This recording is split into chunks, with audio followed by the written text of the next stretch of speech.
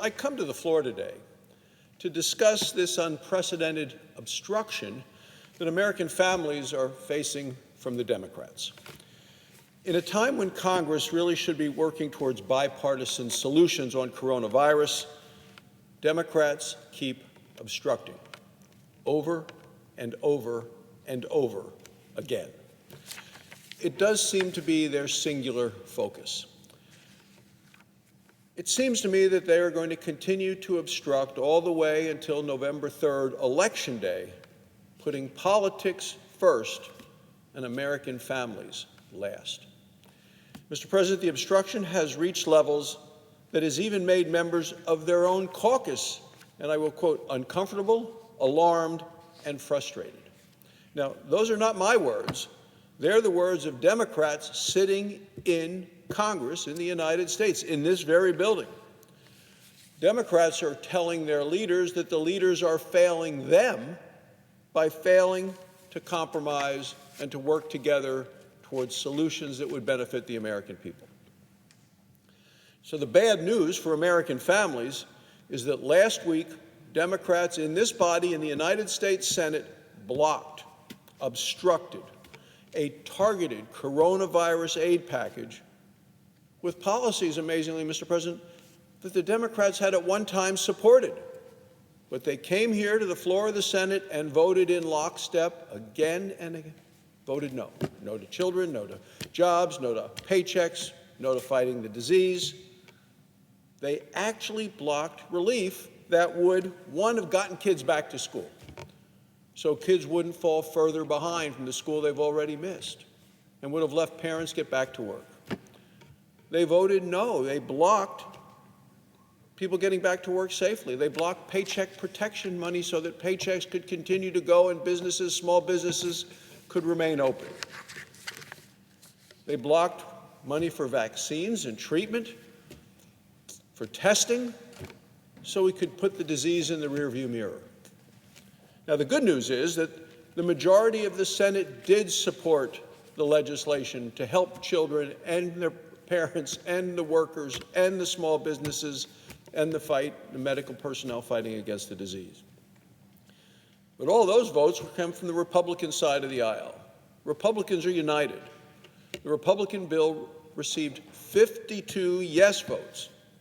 All 52 were Republican. Not one single Democrat voted yes, even though the majority of that body had backed the relief efforts. When you talk to them, they said, oh, yeah, they're for this and this and this, but they voted on the United States Senate floor to block it. It's interesting, Mr. President, they even blocked allowing the Senate to discuss these issues. All we did was come to the floor and said, we have some proposals, let's discuss them. If you don't like them, offer amendments. We can discuss those, debate those. They even blocked a motion to move to get that bill to the floor of the Senate, step one of legislating. They said no.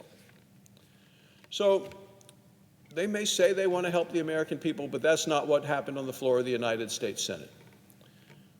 The New York Times had a headline. They said, hopes dim for more stimulus as Democrats block the narrow GOP plan.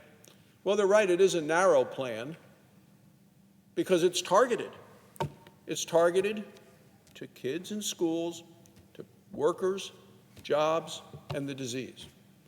It doesn't include all of the extraneous things that Nancy Pelosi and the House put in, money for environmental justice, money for the National Endowment for this, that, and the next thing, money for, you name it, direct paychecks to illegal immigrants.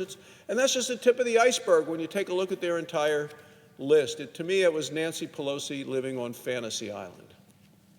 Now, Politico said in the vote, Senate Democrats block Republican COVID relief proposal. Senate Democrats block. Once again, blocking the things that the American families all across this country are asking when they look to Congress for help and relief.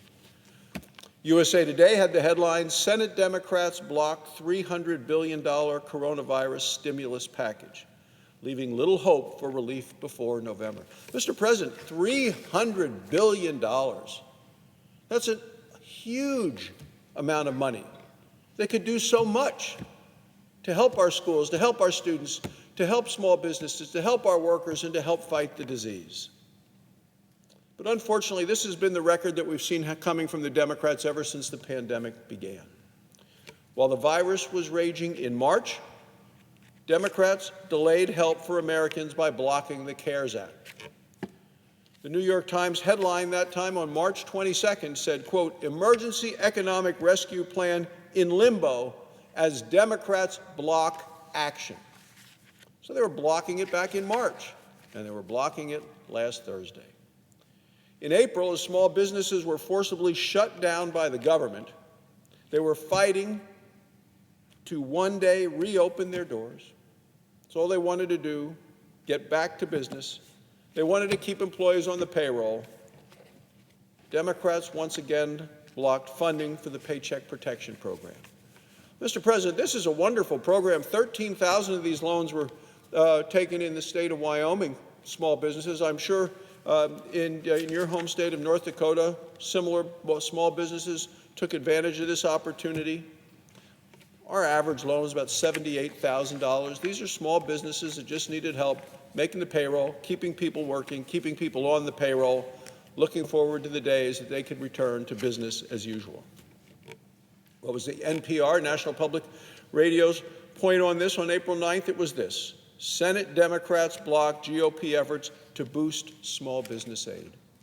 Senate Democrats blocking aid for small businesses all across the country. Then in August, as unemployment insurance was set to expire, Republicans asked for consent on this floor to extend the program. Democrats came to this very floor and once again objected. So today, with an opportunity to finish the fight against coronavirus, the Democrats have a full roadblock in place against any further relief. The cold, hard truth that we face, Mr. President, is that they have delayed aid and they have divided this country all year long. And I would go so far as to say, and this has hurt the country. It has hurt families. It has hurt our students. It has hurt our schools. It has hurt our health care providers, and it has certainly hurt people trying to recover from the disease. Remember, Mr. President, that the year started with the Democrats' completely partisan impeachment farce. And we sat here day after day listening as the Democrats brought forth charge after charge against the president. That's how we started the year. And now we're ending with their blocking of coronavirus relief. But let me assure the country, Mr. President, Republicans won't let you down. Republicans will continue working to put the virus in the rearview mirror and deliver what we are seeing right now. And it's the great American comeback. As people getting back to work, over 10 million Americans back to work over the last 4 months. It's an unemployment rate down below 9%. It was over 9% for 4 months. Businesses reopening, kids going back to school, a vaccine on the way, great optimistic ideas and thoughts regarding to the vaccine. I met with the Secretary of Health and Human Services earlier today. I'm very encouraged and optimistic of a vaccine available to many by the end of the year.